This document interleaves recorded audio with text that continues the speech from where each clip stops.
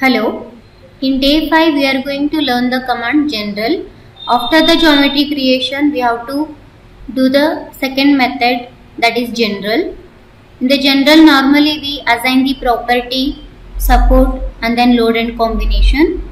Along with this we learn stat editor. Let's go with the property. Property is nothing but where we convert a geometry or structure from 2D mode to 3D mode by assigning the depth and then width. That is nothing but by defining the cross sectional. Once we done with the property, then second method we apply is support. In the college days we already learned what are the different types of the supports. Depending on the problem or requirement we apply these type of the support. After that we apply the load. While doing the manual calculation, by applying the formula, that is dead load is nothing but volume into density of the material, what material we apply for that structure.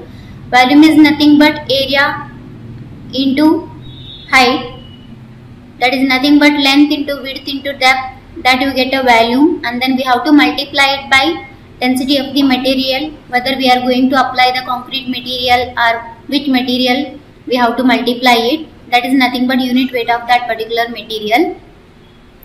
But in the StatPro no need to calculate all these manually, the software itself will calculate the dead load. Only the thing is we have to assign the dead load.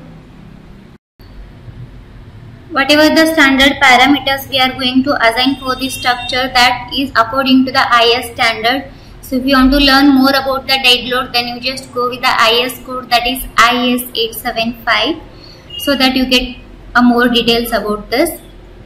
And one more important thing is, before going to work with the StatPro, we should know the standard parameters, IS codes and all the stuff, so that it will be easy to work with that software. Let's learn these things in the Stat now. Let's start with the one example. For that I just click on the new project, space, meter, kilonewton, next, yes, add beam method, finish. And I want to customize the grid. For that click on the edit, exit, OK. I just want to draw 10 meter beam. So once I done with the beam, just off this grid option, geometry is ready now. You can render it to check whether it is in 2D or 3D. It is in 2D. So we have to convert this beam into 3D, means as I explained you already, geometry is done. The second method is general. In the general method we have to define the property or assign the property. Click over that property option. When you click, you will get the property dialog box. We have to define the new property. For that you click on the define option. By default we have a different shape of the property, that is circle, rectangle, tree, trapezoidal, general, like that. So now as per our requirement, I just select the rectangle cross section. YD is nothing but depth, Z is nothing but width. So as I already told you, whenever you want to give the property, you have to go with the standard parameters. The minimum depth we can give for the beam is 0.3 meter, and then ZD I just give it as 0.23. And the material, here we have a concrete. So if you want to change, you can go with the steel, aluminum material. I just go with the concrete material, and then add that particular cross sectional details. For that click on the add option and close it. So once we get the property, so make sure you select the geometry or beam. I selected here, and then here we have a 4 methods to assign. So when you have a single column, and then when you select it, then you go with the assign to the selected beam. For the whole view, if you want to assign, then you go with the assign to the view, or else you use the use cursor to assign. For easy method, you just go with the assign to selected beam. First select the beam, and then make sure you select on the defined property, and then you click on the assign. Now I don't find any name over the beam. Once I assign, so you will get the notification that the assign method you have chosen is assigned to the selected beam. Do you want to proceed? Yes. Then I will get the name. In the working mode, you can't able to see any 3D. When we get a 3D rendered view by using this symbol, you can able to see the cross section of that particular beam. This is what we defined is ZD and then YD, that is nothing but 0.3 and 0.23. This is 0.3 and this is 0.23. Along the length we assigned it. I'm just closing it again. So this is how you can define the property and then assign the property by using the general. In that we use the property option. Once I done with the property, just click on the support method to assign the support. In the support, normally we have three methods, that is fixed support, roller support, hinged support.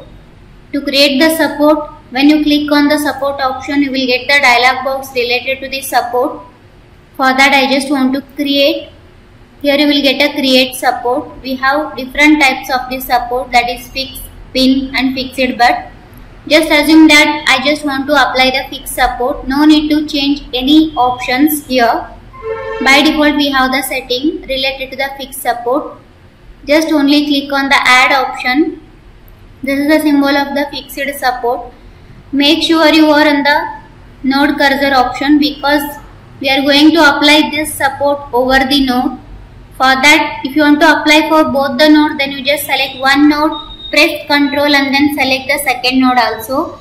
Or else I just want to create the cantilever beam. For that I am just selecting only one node and then make sure you click on the assign to the selected node and then assign it and then say yes, so that you get that same symbol in the first node. Means I fixed this end. If you want to assign it for this, then you can go ahead. Same like that way, if I want to edit that, then you just click on the edit option. The following support types are not editable, it is saying. I want to create it one more time, create it.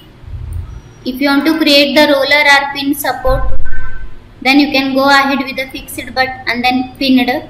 Pinned is nothing but hinged support.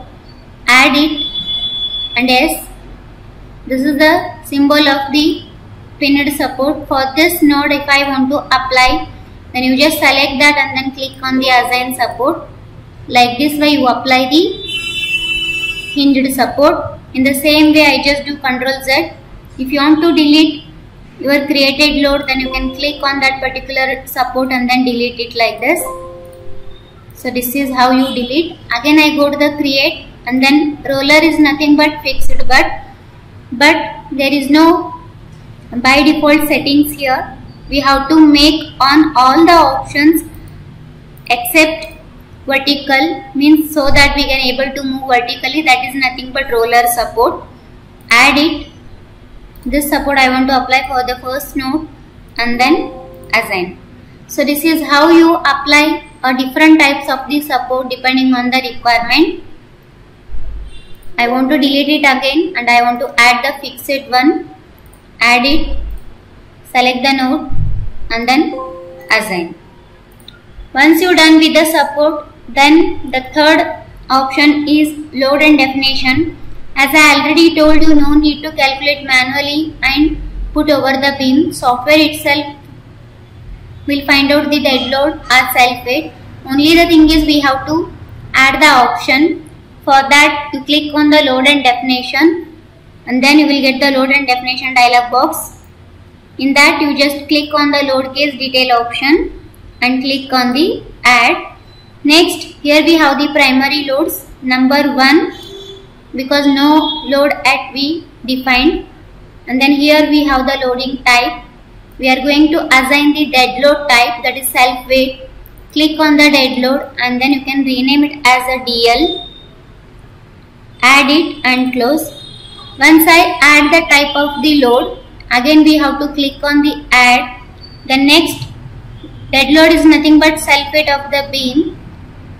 And then here we have the direction X, Y and Z. Always the dead load act in the Y direction, that is also in the downward direction. That's why no need to change anything. By default we have the setting. Just make sure you have the Y direction or not with the -1 factor. Add it and close. Now it is indicating in question mark, means not yet be assigned to the beam. Make sure you select the beam and then click on the assign to selected beam and assign it yes. So this is how we apply the property, support and then load, that is nothing but dead load. In the next video we learn the start editor option and then other. Thank you.